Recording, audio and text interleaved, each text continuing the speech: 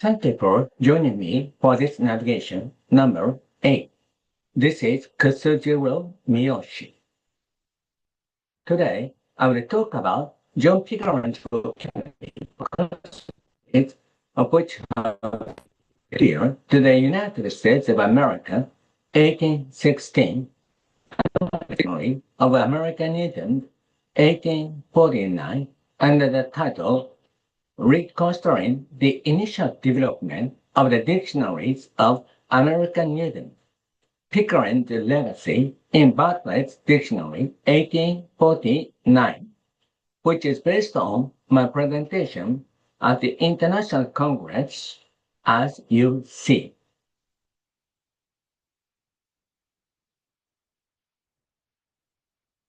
Section 1, Introduction. In the preface to the first volume of his Dictionary of American English, DAE, hereafter, 1936 to 1944, an indispensable resource for research in the history of the English language in America, William Craigie writes the sentence which is quoted at number 1 of the slide.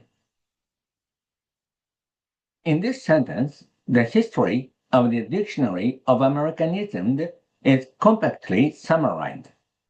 This paper aims to clarify how much the second dictionary of this kind, John Bartlett's first edition of the Dictionary of Americanisms, 1849, owes to the first one, John Pickering's work, with a long title, The Vocabulary, or collection of words and phrases which have been supposed to be peculiar to the United States of America, 1816, thus suggesting the necessity to reconsider the earliest stage in the development of lexicographical technique in treating Americanisms. Up until today, it has often been asserted how innovative Bartlett's dictionary is as compared to Pickering's vocabulary. To cite a few examples, Allen Reed, a master of Americanisms, said, as quoted at number 2. Albert Poe and Thomas Cable, renowned authorities on the history of English, assert the following, as quoted at number 3. Okay? And Richard Bailey makes remarks as shown at number 4 in the volume Oxford History of English Lexicography, 2009. When reading these statements, we may have the impression that Pickering and Bartlett are quite opposite to each other, the former being a strongly prescriptive lexicographer and the latter an entirely descriptive. Truly, Pickering begins his essay, which is prefixed to the vocabulary, with the sentence indicated at number 5. And in the introduction to his dictionary, Bartlett states as quoted at number 6. However, it is often not appropriate to estimate the contents of a dictionary based on the preparatory material for it. In the case of Bartlett's dictionary, it is such descriptive in illustration that we can quite frequently see indications on words as shown at number 7.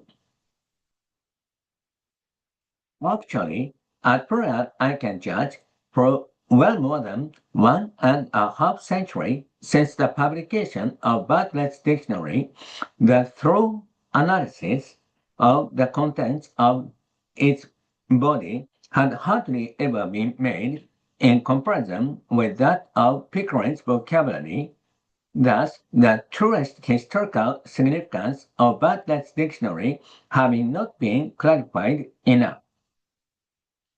Under such a situation, I will, in this paper, firstly analyze how much Bartlett was dependent on Pickering in terms of explanation on words, and secondly, deal with Bartlett's use of citations and reference materials in Pickering's vocabulary. As to the scope of my analysis, I will examine entries in the two dictionaries whose headwords begin with the letters J, K, L, M, N, O, and P, respectively. Within this range, Pickering's vocabulary provides 113 entries and Bartlett's dictionary 489, or 4.3 times more than the case of the vocabulary.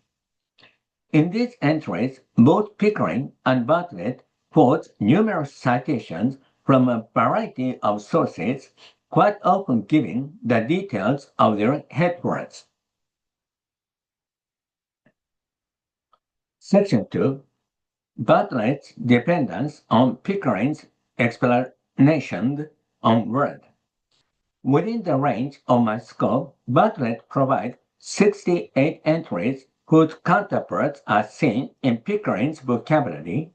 Then, in 54 entries out of the 68, which make up 11.0% of all the 489 entries of my analysis in Bartlett's dictionary, there are evident traces of his reference to Pickering's explanation on entry word.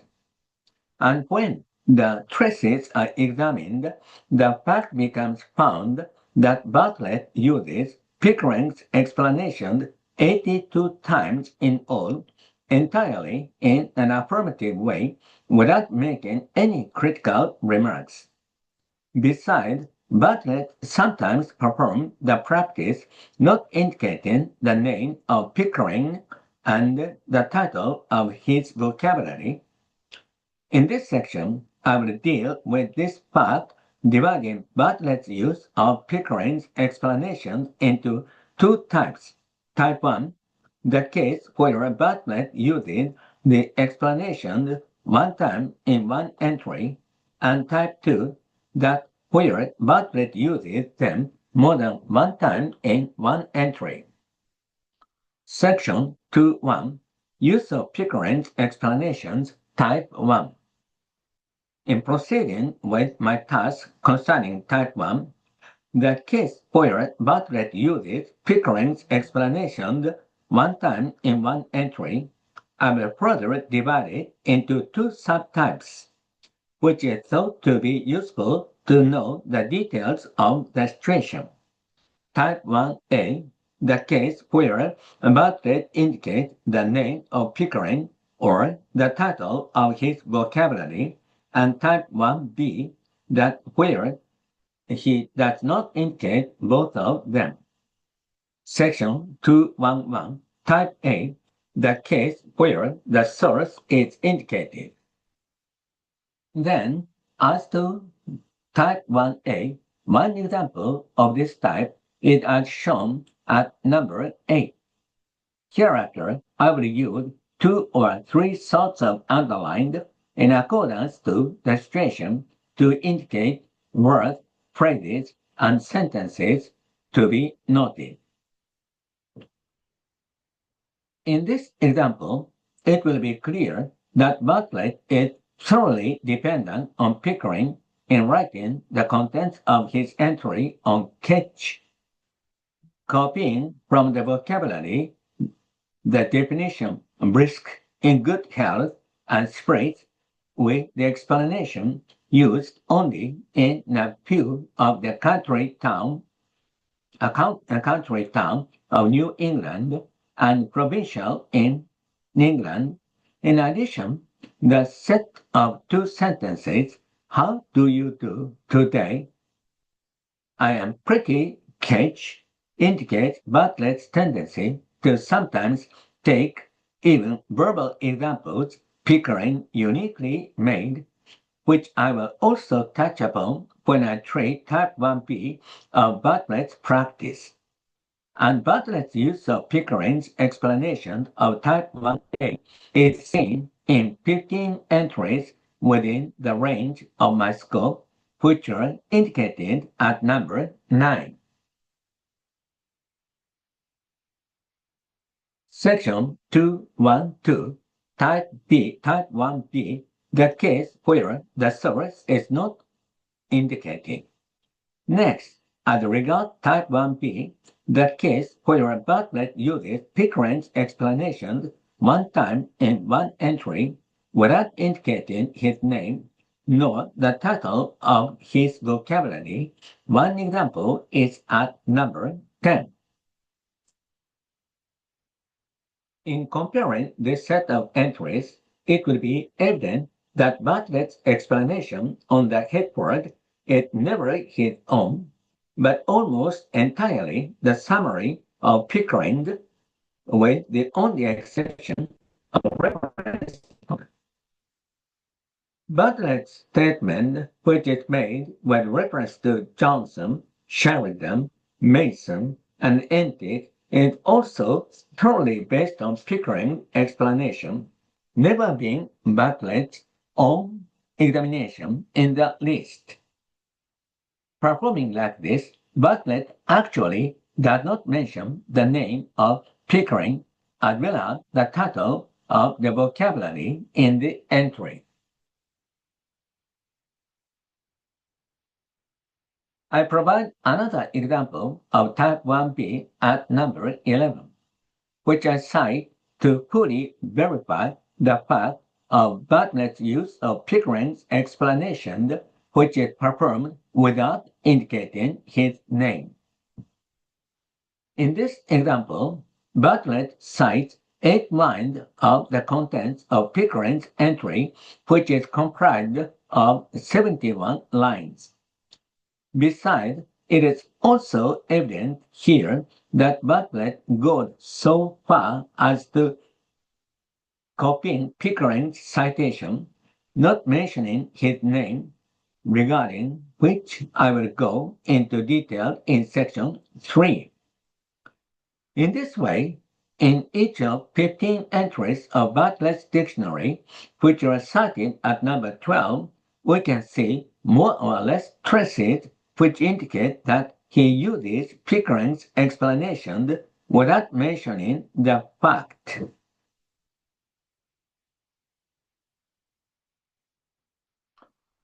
Section 2.2, Use of Pickering's explanation, Type 2. I have analyzed 2 types of Bartlett's use of Pickering's explanation when this is performed one time in one entry. We, having recognized the situation related to the 2 types, as to the next analysis, that of type 2, the case where Bartlett uses Pickering's explanation more than one time in one entry, I will this time first point out relevant entries in his dictionary and analyze the situation of the type after that. On this premise, Bartlett uses Pickering's explanations more than one time in each of the 24 entries enumerated at number 13. As to the figures in parentheses, which I provide to each of them, the first one shows the total frequency of Bartlett's use of Pickering's explanation. The one with the letter I, which stands for indicated, being the frequency of the case with the name of Pickering or the title of the vocabulary, and the one with N, which stands for not indicated, that of the case without them.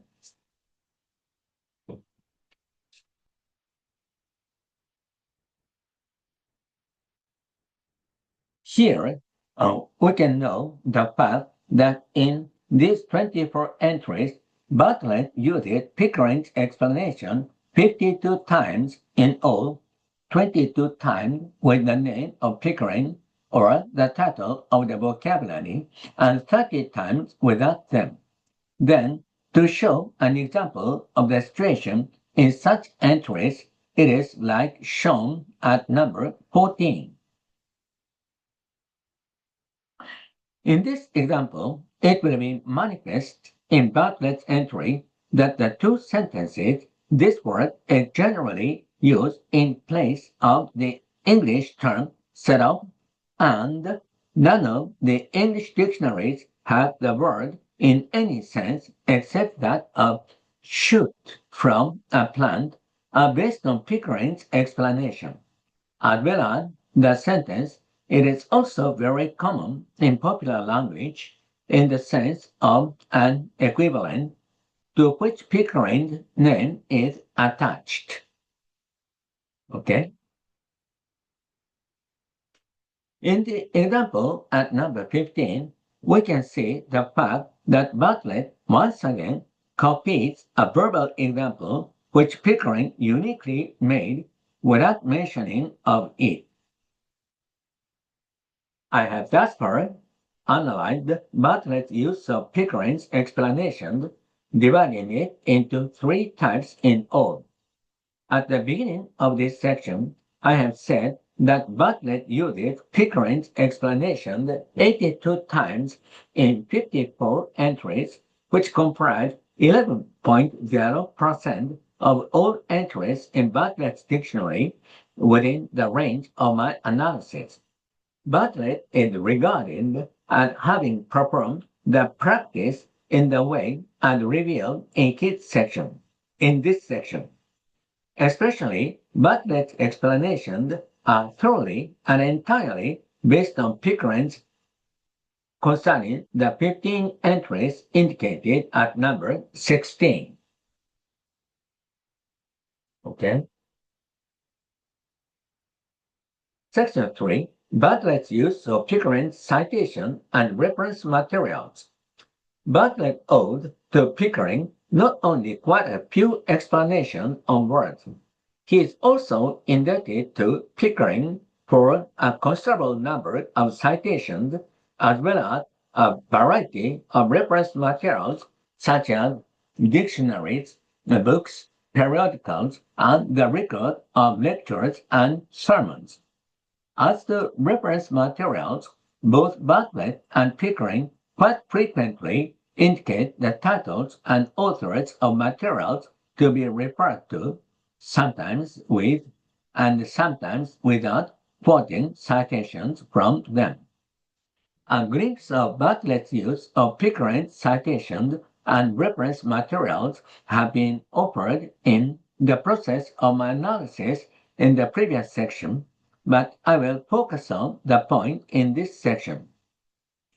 In regard to Bartlett's use of Pickering's citations, I cite one example at number 17, which can be regarded as highly symbolic. In this entry on publishment in Bartlett's dictionary, there will be no denying the fact that he copied the citation from Pickering's corresponding entry, his way of snipping the sentence being exactly the same with Pickering, although Bartlett does not mention Pickering's name nor his vocabulary anywhere in the entry. In addition, we may also note here that Bartlett deletes the issue date June the 22nd of the Massachusetts Stat in taking the citation from the entry of Pickering's. If I cite one more example at number 18, I wonder who will deny the fact that Bartlett copied the citation from Imlay, Gilbert Imlay. Besides, here again, Bartlett deletes a phrase from Pickering's indication of the source, this time page 46, second edition. Actually, when comparing Pickering's and Bartlett's citations, we can repeatedly notice how much more conscious Pickering had been in indicating the sources of citations than Bartlett was.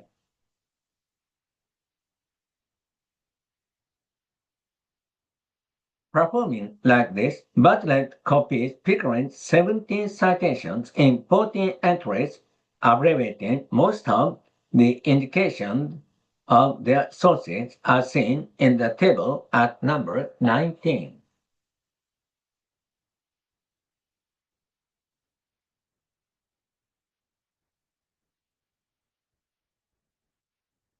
The 70 citations may be seemingly small in number, but will actually be not so when we take the fact into account that Bartlett provides only 77 citations in his 68 entries, which have counterparts in Pickering's vocabulary within the range of my scope of analysis, indicating the fact that 22.1% of Bartlett's citations there are comprised of those copied from Pickering's vocabulary.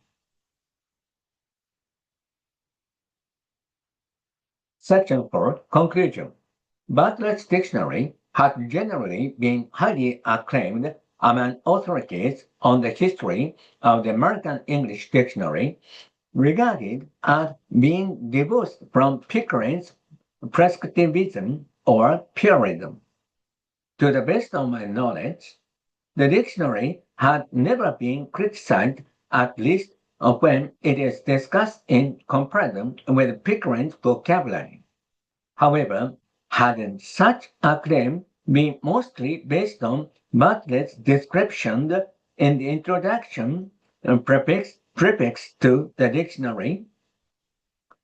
When we actually correlate his dictionary with Pickering's vocabulary, it becomes known that more than 10% of entries in Bartlett's dictionary is heavily dependent on Pickering's vocabulary in terms of explanations on words and citations, as well as verbal examples which Pickering uniquely made.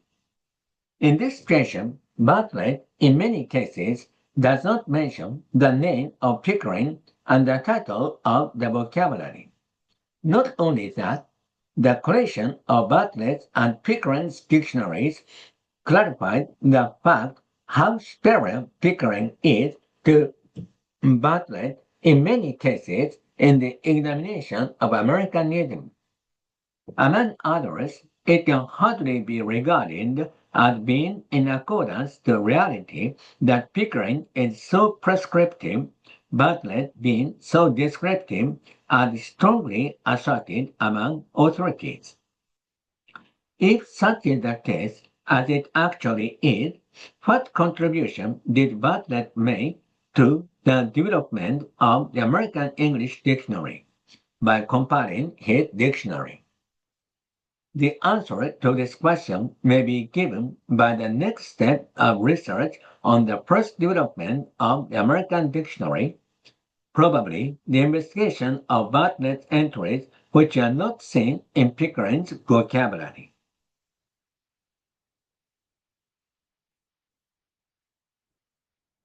This is the bibliography of the presentation.